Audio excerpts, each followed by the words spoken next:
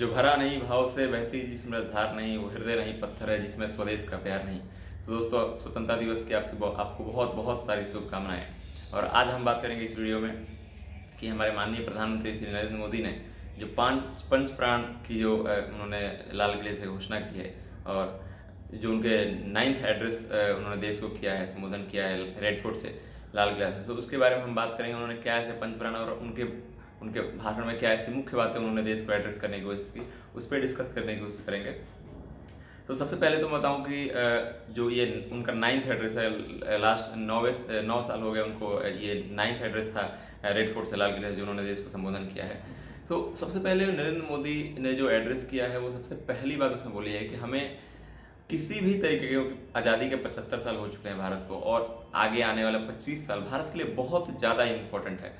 और उन्होंने उसके लिए बताया है कि 2047 तक, हम 1947 में आज़ाद हुए और 2047, तो 25 साल और बचे हैं। और 25 साल आते होने में, इस 25 साल में हमें हर हालत में, हर उस free from every form of slavery, कोई भी ऐसी चीज़ जो हमें गुलामी की तरीके से हमें चीज़ दिखाती है, फिर जो हमारे गुलामी माइंडसेट को रिप्रेजेंट करती है, या फिर हमें हमारे किसी भी हो, संस्था में हो या फिर कहीं पे भी अगर थोड़ी सी बची हो, या वो दिमाग में बची हो, किसी जनमानस के दिमाग में हो, या फिर किसी संस्था में हो, या पूरे सिस्टम में हो, जो हमें किसी ना किसी तरीके से हमें गुलामी के रूप में वो दिखाती है, उसका त्याग कर देना है, free from all form of slavery. ये एक गोल जो नरेंद्र मोदी ने एड्रेस किया है, उसने बताया है कि हमें 2047 तक 100 साल पूरे होते, तो ये किसी भी तरीके के हो, हमारे पार्लियामेंट्री प्रोसीजर में हो, या फिर हमारे जुडिशरी में हो, या फिर हमारे किसी भी ब्यूरोक्रेसी में हो, या फिर ऐसी हर चीज़ में जिसमें कि हमें अपने गुलामी की चीज़ हमें जो याद दिलाती है और किसी तरीके हम उसमें दिखते हैं, वो उस चीज़ का त्याग कर देना एक बहुत बड़ी बात है। क्योंकि ये किसी भी जो संप्रभु राष्ट्र है, जो एक स्वतंत्र राष्ट्र है, उसके लिए बहुत इंपॉर्टेंट है। सबसे पहले खास करके जो इतने लंबे गुलामी के बाद आज़ाद हुआ हो, ये पहला जो उन्होंने पॉइंट किया। सेकंड, अगर मैं पंच प्राण की बात करूँ जो उन्होंने किया, तो सबसे पहला उन्होंने बात किया कि हमें ग्रेटर रिजॉल्व और दिखाना है, भारत को 2047 तक एक डेवलप्ड नेशन बनाना ही है। यानी कि उन्होंने उस रिजोल्यूशन को और मजबूत कर दिया, आम आदमी के हर उस रिजोल्यूशन को और सरकार को रिजोल्यूशन को मजबूत कर दिया कि हमें अब किसी भी हालत में अपने देश को 2047 तक एक विकसित राष्ट्र की श्रेणी में ले जाके खड़ा करना है। तो इसके लिए हमारा संकल्प और ज़्यादा होना चाहिए, हर नागरिक का, हर सिस्टम का, सरकार का, और हर नागरिक का ये कर्तव्य होना चाहिए कि वो अपने रिजोल्यूशन को और मजबूत करे कि हमें 2047 तक हर हालत में अपने को विकसित राष्ट्र की श्रेणी में खड़ा करना है। सेकंड पॉइंट उन्होंने बताया कि जो हमारा हेरिटेज है, उस पर हमें पूरी तरह से अपने हेरिटेज पे, अपने संस्कृति पे पूरी तरह से हमें अपने नाज होना चाहिए, और अपने हेरिटेज को हमें संभाल कर रखना चाहिए, अपने विरासत को, अपनी संस्कृति को संभाल कर रखना चाहिए, उस पर हमें गर्व होना चाहिए। तीसरी बात उन्होंने बताई कि किसी भी तरीके के ऊंच नीच, छुआछूत और जात पात के भेदभाव को हमें किसी भी हालत में 2047 तक पूरी तरह से त्याग करना होगा। We have to eradicate every form of servitude.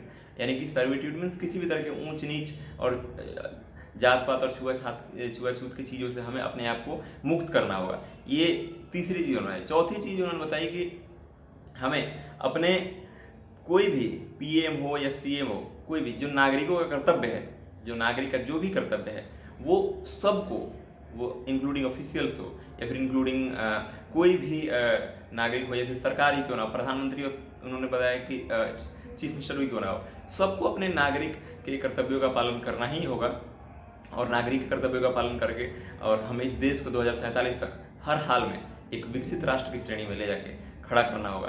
तो ये उन्होंने जो मुख्य बातें बताई हमारे माननीय प्रधानमंत्री ने रेड फोर्ट से जो एड्रेस किया, तो पंच प्राण की उन्होंने जिक्र किया कि ये सारी चीज़ें हमें करनी है, और ये फॉलो करना है, और फॉलो करके हमें देश को 2047 तक हर हालत में विकसित राष्ट्र की श्रेणी में खड़ा करना है।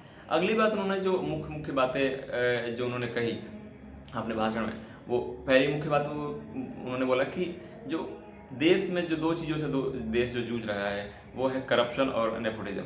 तो करप्शन और नेपोटिज्म की अगर बात करें तो करप्शन किस एक उन्होंने बताया कि एक टर्माइट की तरह है, एक जो अंदर से देश को खोखला किया जा रहा है, वो किसी भी लेवल पे हो, तंत्र लेवल पे, ऊपर से नीचे तक किसी भी लेवल पे हो। सो उसको एक एड्रेस करना है, बहुत ही बेहतरीन है ये चीज़, बहुत ही सही है कि वाकई में करप्शन देश को हर हालत में बर्बाद कर रहा है अंदर से। सेकंड पॉइंट की उन्होंने बताया कि नेपोटिज्म वो जुडिशियरी में हो या फिर पॉलिटिकल सिस्टम में हो या फिर ब्यूरोक्रेसी में हो, किसी भी लेवल पे जो नेपोटिज्म होता है वो क्या करता है एक्चुअली, जो टैलेंट होता है, टैलेंट बेस्ड सिस्टम को कॉम्प्रोमाइज़ कर देता है। जो टैलेंटेड लोग हैं वो सिस्टम में आगे नहीं आ पाते, उनको वो जगह नहीं मिलती सर्व करने की, और उनको जो तो इससे पूरा एक सिस्टम कॉम्प्रोमाइज़ होता है और पूरा देश कॉम्प्रोमाइज़ होता है। क्योंकि जो टैलेंटेड लोग हैं उनके पास कुछ आइडिया हो सकता है, उनके पास कुछ दिमाग है, उनके पास कुछ ब्रेन है, और वो अगर सिस्टम में नहीं आते हैं, वो सिस्टम में आकर और सिस्टम को ओवरऑल नहीं करते हैं, तो पूरा सिस्टम कॉम्प्रोमाइज हो जाता है। सो टैलेंट बेस्ड सिस्टम को प्रमोट करना है, और जिस तरह का भी कोई भी अगर नेपोटिज्म या फिर करप्शन की वजह से चीज़ें हमारे देश में आ रही है, वो देश को बुरी तरह से कहीं ना कहीं अंदर बर्बाद कर रही है। सो उन्होंने एक बहुत ही बेहतरीन इन मुद्दों को उन्होंने एड्रेस किया है। अगली बात उन्होंने कही कि हमें आत्मनिर्भर भारत पे ज़्यादा योगदान देना है। जैसे कि आपको पता होगा कि पहली बार हमें जो आर्टिलरी गन्स, जो तोपों की सलामी दी जाती है, वो इस बार जो इंडियन मेड हवित्जर है उससे दी गई है। तो एक बहुत बड़ी बात है आत्मनिर्भर भारत के लिए। इसके पहले हम जो ब्रिटिश मेड था उससे हम दे रहे थे, तो आत्मनिर्भर भारत में हमने अपने स्वदेशी गन से हमने सैल्यूट देना शुरू किया। सो आत्मनिर्भर भारत हमें अपने आप को बनाना है, और हर क्षेत्र में अपने आप को आत्मनिर्भर बनाना है। तो ये एक पॉइंट। सेकंड पॉइंट उन्होंने बोला कि कि जो मेजर पॉइंट्स उन्होंने बताया कि जो उन्होंने जय अनुसंधान का नारा दिया कि जैसे कि लाल बहादुर शास्त्री ने जय जवान जय विज्ञान, और हमारे अटल बिहारी वाजपेयी ने लाल बहादुर शास्त्री ने जय जवान जय किसान का नारा दिया था, और अटल बिहारी वाजपेयी ने उसमें जय विज्ञान ऐड कर दिया था।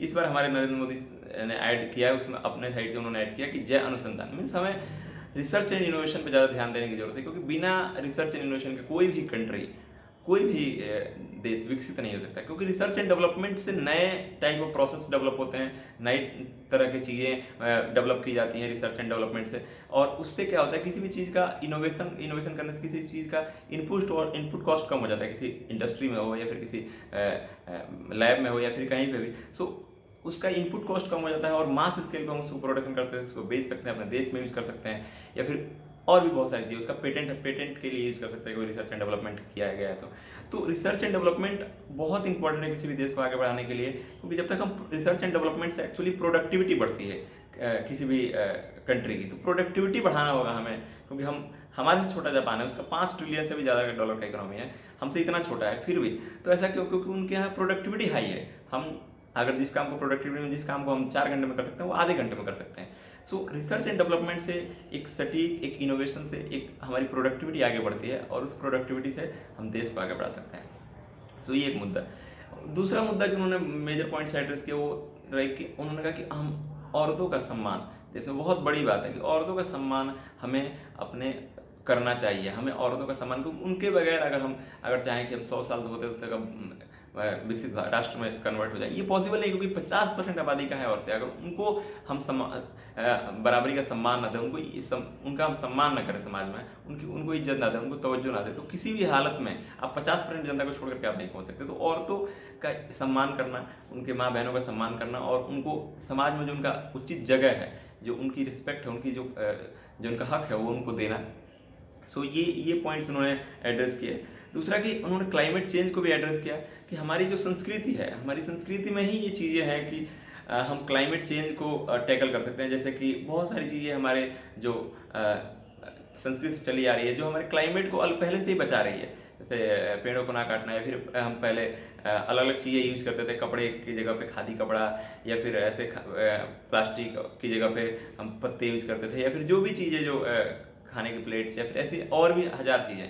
सो हमारी संस्कृति में भी है, संस्कृति में ही है कि हम कम यूज़ करें और ज़्यादा से ज़्यादा हम प्रकृति को बचाएं, और उसके लिए भी हमारे पास अल्टरनेट ऑप्शन है। सो हम अपनी प्रकृति को और क्लाइमेट चेंज को, ग्लोबल वार्मिंग को भी बचाने के लिए अपनी संस्कृति का यूज़ कर सकते हैं।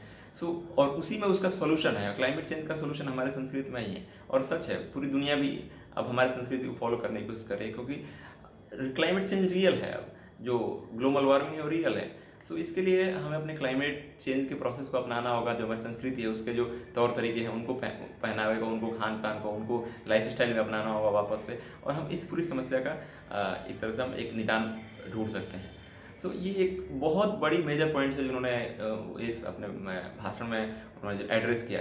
और मैं कहना चाहूँगा कि प्रधानमंत्री अपने, कोई भी लीडर होता है, वो लीडर के पास एक टारगेट होता है, लीडर के पास एक एजेंडा होता है कि वो क्या क्या टारगेट देना चाहता है।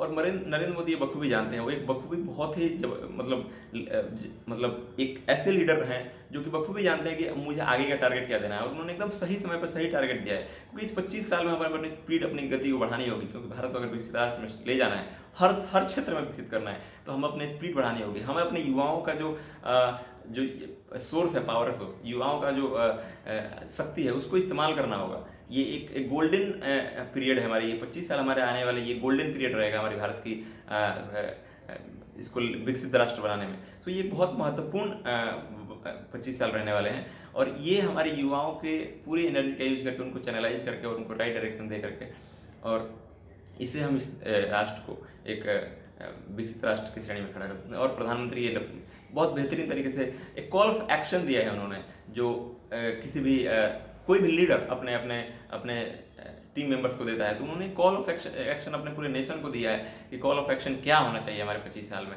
हम सिर्फ बातें नहीं करेंगे, हमारा कॉल ऑफ एक्शन होना चाहिए, हम क्या करने वाले हैं 25 साल में, और हम कहाँ जाने वाले हैं। सो ये एक लीडर की सबसे खास बात होती है पहचान के लिए, जो नरेंद्र मोदी में बखूबी है। सो ये मेजर पॉइंट्स उन्होंने जो एड्रेस किए राइट फुट से, और उन्होंने ये मेजर पॉइंट्स दिए। मैं अपनी तरफ से यही कहना चाहूँगा कि मुझे आज़ादी पे अपने उन वीर सपूतों को याद करके मैं यही कहना चाहूँगा अपने साइड से कि मुझे कविता याद आती है, माखनलाल चतुर्वेदी ने कविता लिखी है कि पुष्प की अभिलाषा, और उसमें उन्होंने वर्णन किया है पुष्प की क्या अभिलाषा है, कि वो कहाँ जाना चाहता है। उन्होंने पुष्प की अभिलाषा में बताया कि चाह नहीं मैं, पुष्प कहता है कि चाह नहीं मैं सुरवाला के गहनों में गूथा जाऊँ, चाह नहीं मैं प्रेमी माला के बिंद प्यारी प्रोल चाहूँ, चाह नहीं मैं सम्राट होके सौंपे हे हरि में डाला जाऊँ, चाह नहीं मैं देवों के सिर पर चढ़ू भागे पर इठलाऊँ, हे वनमाली मुझे तोड़ लेना और उस पथ पे देना तुम फेंक, जिस पथ जावे मातृभूमि पर वीर जावे, उस पथ पर तुम देना फेंक, जिस पथ पर शीश चढ़ाना है मातृभूमि पर जावे वीर अनेक। सो इन्हीं शब्दों के साथ मैं अपने वाणी को विराम दूंगा, और प्रधानमंत्री को धन्यवाद कहूँगा जो उन्होंने एक राष्ट्र को कॉल ऑफ एक्शन दिया, और भारत को विकसित राष्ट्र बनाने में हम सबका योगदान होना चाहिए। धन्यवाद। जय हिंद।